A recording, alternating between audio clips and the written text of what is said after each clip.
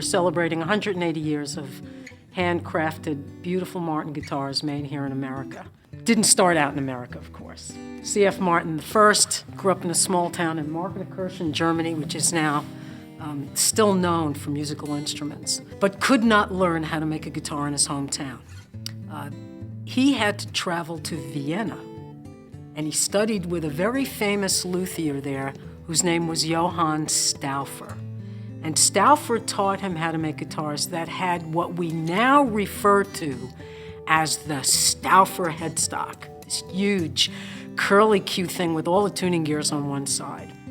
When C.F. Martin traveled to America to pursue his dream of guitar making, those early Martin guitars that he made in New York City and then laterally in Pennsylvania, of course, sported a Stauffer headstock. When he made the move in 1839 from New York City to the Lehigh Valley of Pennsylvania, think about it. This was the beginning of the Industrial Revolution. This is when people started to think about assembly lines and pieces and doing things in piecework, not one person doing everything.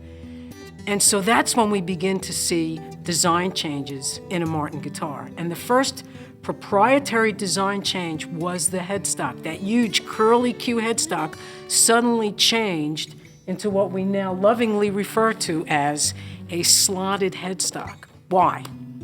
Very simple.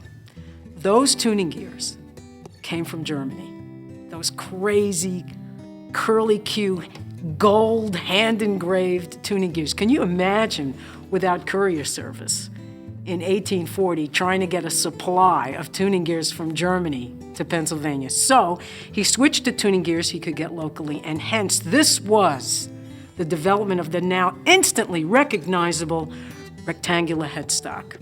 The slotted headstock was used from most of the 1800s and into the 20th century, the beginning, and now players are drawn to the wonderful, enchanting sound of guitars that have a slotted headstock.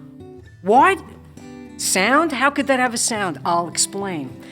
When you have a slotted headstock guitar, the angle that the strings pass over the nut is much more pronounced. Instead of being like this, it's like this. That increased angle puts more downward pressure on the nut, and all that pressure yields a louder guitar.